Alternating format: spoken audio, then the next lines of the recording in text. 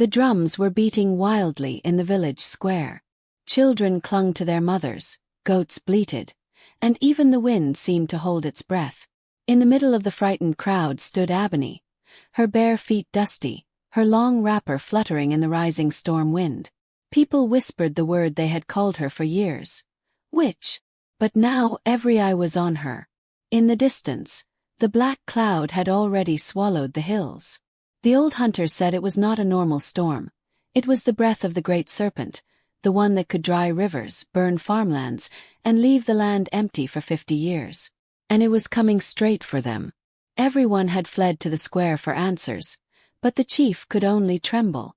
The priests had no chance that could stop it.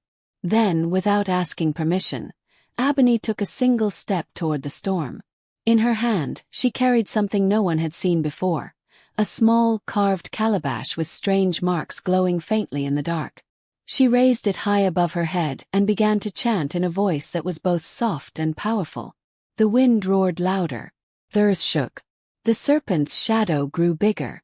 And then, the village of Ajawaso was a place where life moved with the rhythm of the sun and the seasons. The rooster's call was the morning bell, the pounding of yam in the mortar was the afternoon song, and the crackling of firewood under cooking pots was the night's lullaby. The people were proud and united. They farmed together, fished together, and celebrated together. But in all their gatherings, there was always one person missing: Ebony. Ebony was not like the other young women. She did not sit at the well to gossip. She did not join in the moonlight dances. She would leave the village at dawn and walk deep into the forest, only returning when the sun was dipping low. She spoke little, and her eyes always seemed to be searching for something far away. The children followed her sometimes, giggling behind bushes. They saw her kneeling by the river, sometimes speaking to no one. They saw her plucking strange herbs or carving pieces of wood into shapes they did not understand. When they returned home, they whispered stories, that Ebony could turn into a bird, that she spoke with spirits, that she had no shadow when she walked. The elders didn't stop the whispers. They, too, had begun to wonder. And soon the word which began to stick to her name like dry leaves in a harmattan wind. First, Ebony ignored them. She still walked alone, still went into the forest. But over time, the looks became sharper, the whispers louder. Mothers would pull their children away when she passed. Men would spit in the dust behind her. One market day, as she walked past the pepper sellers, a woman called Mama Beezy shouted loud enough for everyone to hear. "Look at her eyes. You think she is just going to fetch firewood? She is going to meet her spirits." The crowd laughed, but Ebony kept walking. Still in her heart she felt the sting. That night, alone in her small hut on the edge of the village, she lit a lamp and unwrapped a small cloth bundle. Inside was the carved calabash her grandmother had given her before she died. The old woman had whispered, "One day this will save many. But until then, walk your path in silence." Ebony didn't know exactly what the calabash could do. But she had a feeling the day her grandmother spoke of would come. She just didn't know it would arrive much sooner than anyone thought. The first sign came with the birds. One early morning, Ebony stepped outside and noticed the forest was quiet. No bird song, no rustling leaves. Then, as she walked toward the river, she saw flocks of parrots and starlings flying fast in the opposite direction, their cries sharp and frightened. Something was coming. Something the animals could sense, and it was heading straight for Ajawaso. Ebony dropped the herbs she had been carrying and began to run back to the village. But by the time she reached the chief's compound, dark clouds were already boiling over the hills. And in the middle of the gathering crowd, someone pointed at her and shouted, "See! The witch has brought this upon us." The people turned to look at her, fear and anger mixing in their eyes. She opened her mouth to speak, but before she could say a word, the wind slammed into the village like an angry drumbeat. The sky went black. And then, the sound of something too big to be a storm began to hiss from the hills. The hiss grew louder, like 1,000 snakes slithering across dry leaves. Mothers clutched their children. Men grabbed hoes, cutlasses, and whatever they could hold, though no one knew what they were fighting against. The air was heavy, smelling of hot dust and something foul, like burnt yam left too long on the fire. Chief Olladile stepped forward, his beaded crown shaking as he tried to steady his voice. "Everyone to the square. We will wait for the priests to." His words faded when the first gust of wind nearly knocked him off his feet. Ebony pushed through the crowd. "We don't have time to wait for anyone," she said, her voice firm. The people turned to her with suspicion.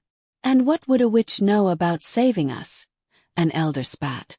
She ignored him and looked to the chief. "It's not a storm. It's the breath of the great serpent. My grandmother told me about it before she died. If it reaches the village, it will scorch the land, dry our river, and leave us with nothing for years." A murmur went through the crowd. Some shook their heads. Others looked uneasy. Only the oldest of the elders, Baba Alau, seemed to recognize the name. His face went pale. "You say the great serpent's breath?" he asked quietly.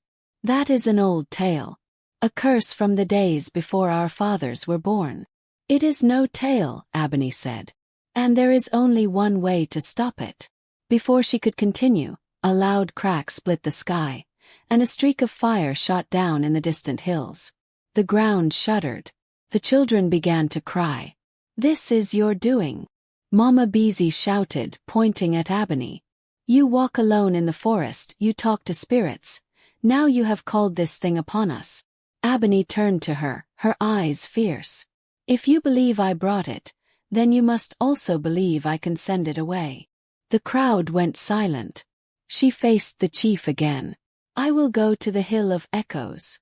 There, I can call the river spirits to fight the serpent's breath. But I must leave now. Every moment we wait, it comes closer." The chief hesitated, glancing between her and the restless crowd. "If we let her go and she fails, it will be too late to save ourselves," someone muttered. Baba Alau stepped forward, leaning on his staff. "Let the girl go. I've seen the signs. The serpent's breath is real, and only someone who walks the paths she walks can face it." The chief finally nodded. "Go then, Ebony. But if you are lying—" "I am not lying," she said, cutting him off. Without another word, she turned and began walking toward the forest. The same people who had laughed at her now parted to let her pass, though their eyes still burned with doubt. Her feet carried her quickly over the dusty paths she knew so well, past the yam fields, past the palm trees where she once fetched wine for her grandmother. The wind grew hotter, and she could taste ash on her tongue. By the time she reached the forest's edge, she could hear it, a deep, rolling hiss like the earth itself was breathing. She tightened her grip on the small carved calabash in her hand. The Hill of Echoes was far, and she had little time. She took a deep breath and stepped into the shadows of the forest. Somewhere behind her, a scream rose from the village, and then the sound of something crashing through the trees. Something was following her. Ebony's heart thudded against her ribs, but her feet did not slow. She knew the forest paths like the back of her hand, yet the sound behind her, heavy breaking branches and that endless hiss, made even the familiar trees feel strange and hostile. The forest seemed to close in on her. The air was thicker here, the light dimmer. She darted past tall iroko trees, leaped over roots, and pushed through thorny bushes, her wrapper catching and tearing. Then came a low growl. Not the hiss of the serpent's breath, something else. A shadow moved fast on her right, weaving between the trees. She knew that gait. Leopard. Her mind raced. If the serpent's breath had disturbed the forest, it might have driven animals from their territories. She reached into the small leather pouch tied at her waist and pulled out dried leaves with a pungent smell. Crushed between her fingers, they released a bitter scent that made her eyes water. She tossed them in the leopard's direction. There was a snarl, then the sound of retreating paws. She didn't stop to breathe. The Hill of Echoes was still far ahead, its rocky slopes barely visible beyond a line of tall baobab trees. But as she ran, she thought of the village. Of Mama Beezy clutching her little boy. Of the yam barns filled with the season's harvest. Of the small clay pots lined along the riverbank, waiting to be filled with water. If the serpent's breath touched any of it, they would all be gone. For years they had called her witch because she walked alone. Now she was walking alone for them. She pressed on until she reached the base of the first baobab. The ground trembled under her feet. A gust of hot wind blew past, snapping branches and filling the air with swirling dust. She shielded her face and looked up and froze. Perched on the branch above her was an old man. His skin was as dark as burnt wood, his beard long and white. He wore no shirt, only a ragged wrapper tied around his waist. His eyes glowed faintly in the shadows. "I have been waiting for you, Abony," he said in a voice like dry leaves rustling. Her mouth went dry. "Do I know you?" "Not yet," he replied. "But your grandmother did. She told me the day would come when her granddaughter would stand where you are now." Abony tightened her grip on the calabash. "The serpent's breath is coming. I must get to the Hill of Echoes." The old man tilted his head. "You can't stop it as you are. The calabash will not work unless it drinks from the heart of the forest." "What does that mean?" she demanded. He smiled slowly, showing teeth as white as moonlight. "It means you must pass through the path of whispers. Few enter it, fewer return. But if you survive, the river spirits will hear you." She looked back the way she had come. The hiss was louder now, and the air felt heavy, burning her throat. "I don't have a choice," she said. The old man's eyes glimmered. "Then follow me." He dropped from the branch with surprising speed for his age, landing softly like a cat. Without another word, he started walking into a narrow path overgrown with vines. Abony hesitated only a moment before stepping after him. But as soon as she entered, the forest went silent. No wind, no birds. And then she heard it. Soft voices speaking her name from somewhere deep in the shadows. The voices curled around Abony like smoke, soft but cold. "Abony, Abony, why do you run?" She froze for a heartbeat, her eyes darting between the twisted tree trunks. There was no one there, only the old man ahead walking slowly, as if the whispers meant nothing. She hurried after him. "What is this place?" she asked, her voice low. "The path of whispers," he replied without turning. "The forest remembers every step, every lie, every fear. It will try to turn you back. If you answer the voices, you will be lost." The whispers grew louder. This time they weren't calling her name. "You will fail. They will all die because of you. Why save those who hate you? Let the serpent take them. Your grandmother's gift is cursed." Her chest tightened. Every word cut deep because they echoed the very thought she had tried to bury. The path twisted, the air thick with the smell of damp earth. Strange shapes seemed to shift in the shadows, faces she recognized from the village, their eyes empty, their mouths twisted into mocking smiles. She clenched her jaw and kept walking, gripping the calabash so tightly her knuckles hurt. Then the path narrowed into a tunnel of thick roots. The old man stopped and crouched at its entrance. "Through here lies the heart of the forest," he said. "But it will not let you pass without a price." "What price?" she asked. He looked at her, and for the first time his eyes were grave. "You must give it the one thing you fear losing most." Her mind raced. She thought of her home, the little hut her grandmother had built. She thought of the old wooden comb her mother had given her before she died. She thought of her voice, her sight, her life. The hissing wind in the distance grew louder. There was no time to debate. She took a deep breath and stepped forward. "If the price will save the village, I will pay it." The old man's expression softened, almost with respect. He stepped aside.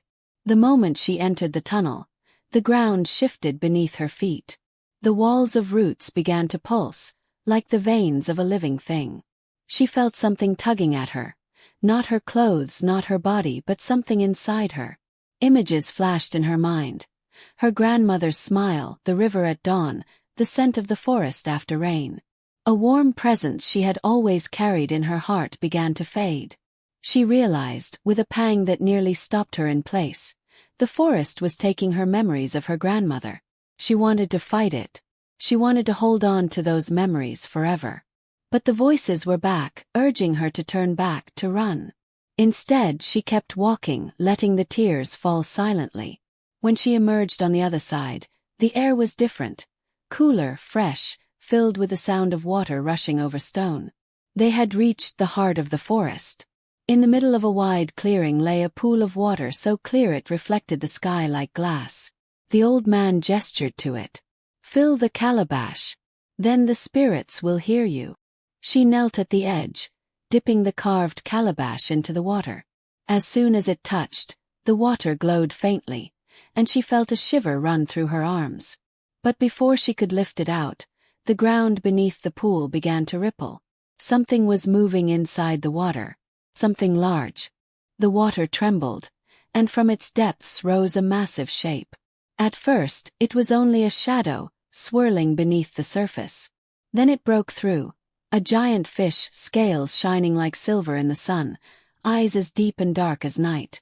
It circled slowly, its tail slicing the water with the weight of something ancient. Ebony's heart pounded. She had heard of the guardian of the forest's heart, but no one in the village had ever seen it. Some said it was gentle, others said it could swallow a man whole. The fish spoke without moving its mouth, its voice echoing inside her head. "Who dares take from my waters?" Ebony tightened her hold on the calabash. "I am Ebony of Ojawasso. The serpent's breath is coming to destroy my people. I need the strength of the river spirits to stop it." The fish's dark eyes narrowed. "Your people?" "Yes. The same people who spit at your feet and call you witch? The same people who would let you starve before sharing their food?" Her throat tightened. "Yes." The fish circled closer. "Why?" She thought of Mama Beezy's harsh words, of the children who mocked her, of the men who turned their faces away when she passed. She thought of how alone she had been since her grandmother died. But she also thought of the yam fields in harvest season, the smell of palm oil at market, the way the village sang during festivals. She thought of the children who, even if they feared her, still deserved to grow up with food and water. "Because they are my people," she said softly. "Even if they have wronged me, I will not wrong them in return." The fish stared at her for a long moment. Then the water began to swirl faster, and its deep voice rumbled again. "You have spoken truth. Take what you came for, but know this: the serpent's breath cannot be stopped by strength alone. You will need to give more than you think." Ebony dipped the calabash again. This time the water glowed brighter, and a cool wave of energy ran through her. The carvings on the calabash seemed to hum, like a drum played in the distance. She lifted it carefully. The fish sank back into the depths without another word, and the surface stilled as if it had never been disturbed. The old man stepped forward, his face unreadable. "You have the water. Now you must race the serpent's breath back to your village." Ebony nodded. But as she turned toward the path, the forest seemed darker than before. The hissing in the distance was louder now, closer. She began to run, her bare feet slapping against the earth. The calabash clutched to her chest. Branches whipped at her arms, roots clawed at her ankles. The wind was hot again, and she could smell burning grass. By the time she reached the edge of the forest, the sky above Ojawasso was red. She could see the serpent's breath, a wall of black and orange rolling toward the village, faster than any storm. And in front of it, something vast was moving, something with eyes. The thing before the serpent's breath was enormous, a shadow so vast it made the tallest palm trees look like grass. Two burning eyes glowed in the haze, unblinking, fixed on the village. Its long body coiled and uncoiled in the swirling dust, and every movement sent a hiss rolling across the land. The great serpent. Ebony froze for a moment, her breath caught in her throat. The stories had never done it justice. She could see its scales, black with streaks of molten red, shimmering in the strange light. Heat rolled off its body, making the air shimmer. Every few seconds, it opened its jaws, releasing waves of fire and wind that flattened the bushes in its path. From the village square came the sound of drums, not the steady beat of celebration, but the frantic pounding of alarm. People were gathering, shouting, crying. Some were trying to run, but the serpent was too close. The old man who had guided her through the path of whispers appeared at her side as if from thin air. His voice was calm, though his eyes were grim. "If you are to save them, you must face it now.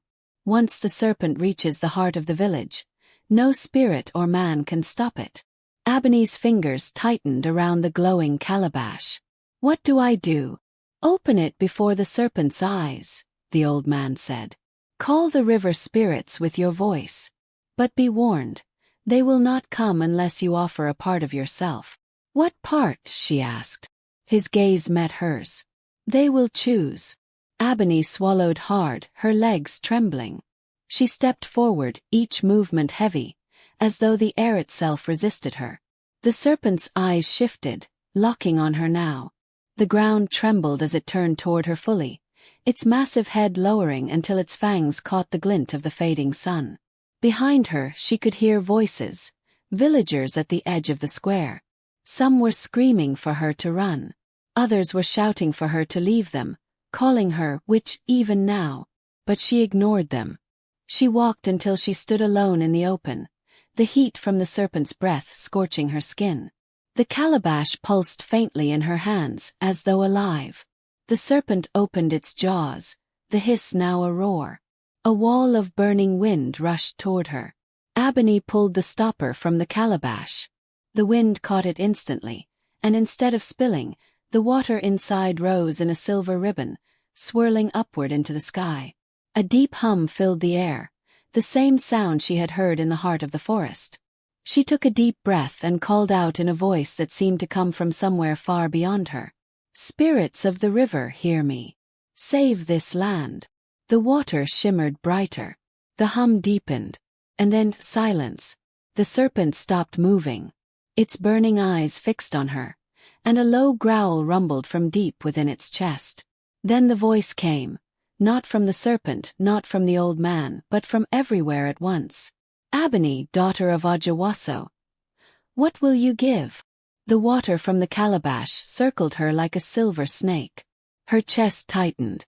She knew this was the price the old man had spoken of.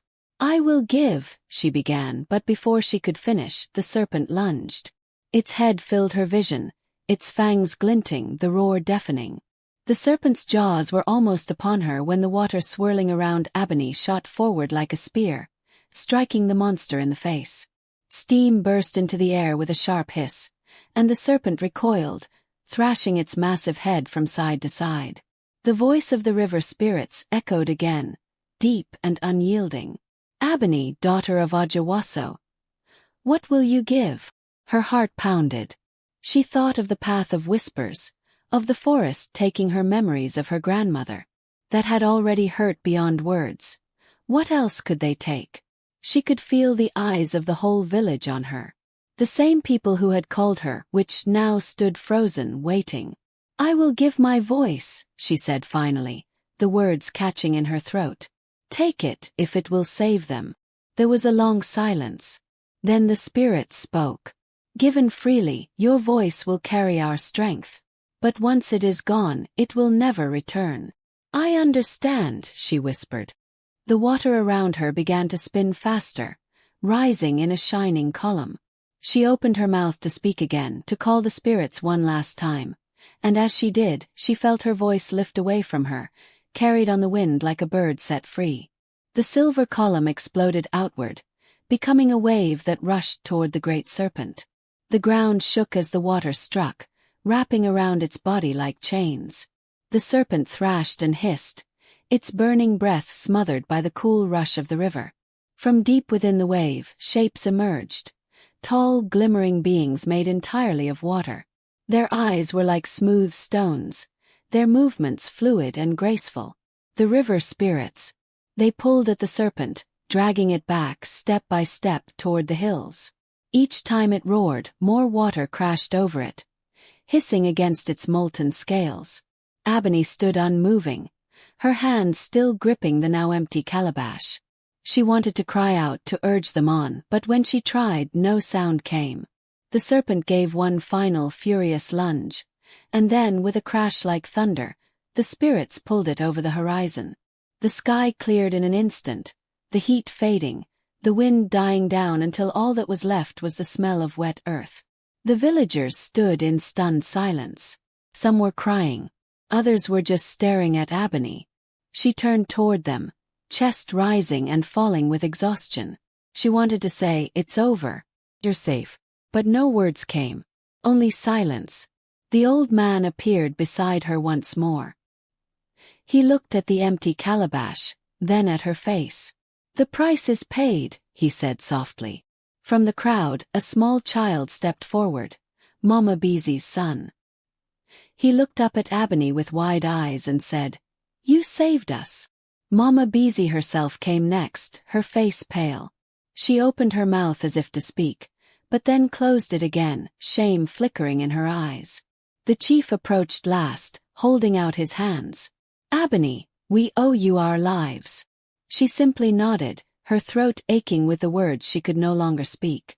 But before anyone could say more, a distant rumble rolled across the hills. It was not the serpent. It was something else. The villagers stiffened at the sound, eyes darting to the horizon. The sky, which had just cleared, was darkening again, but this time not with smoke or storm. Ebony turned toward the hills, clutching the empty calabash. The rumble grew louder, like drums beaten by 1,000 hands. Shapes began to form in the distance. Not one, but many. For a moment, fear gripped the crowd. But then, as the shapes grew clearer, the fear gave way to awe. It was the river spirits. Dozens of them, tall and glistening, their bodies made of flowing water, each one carrying bundles of green leaves, clay pots filled with fresh water, and woven baskets heavy with food. They moved silently, their steps rippling the earth like a gentle tide. They stopped at the edge of the village, and the tallest among them, the one who had spoken to Ebony before, raised a hand. Though Ebony could no longer speak, she felt their voice in her mind. "The great serpent will not return in your lifetime, but the land has been wounded. These gifts will heal it." The spirits laid the bundles at the villagers' feet. The leaves were strange, unlike anything that grew nearby, but their scent was fresh and sweet. Baba Alau, the oldest elder, knelt to touch one and gasped, "These are leaves of renewal. They will bring life back to the soil within days." The chief stepped forward, bowing his head. "We thank you, spirits of the river." The spirits did not answer aloud, but the tallest one turned to Ebony. "You have given what cannot be returned. Yet know this, your silence will be the loudest song this village will ever hear." With that, they turned and walked back toward the hills, fading into mist until they were gone. The villagers stood in silence for a long while. Then, one by one, they turned to Ebony. Mama Beezy stepped forward, tears in her eyes.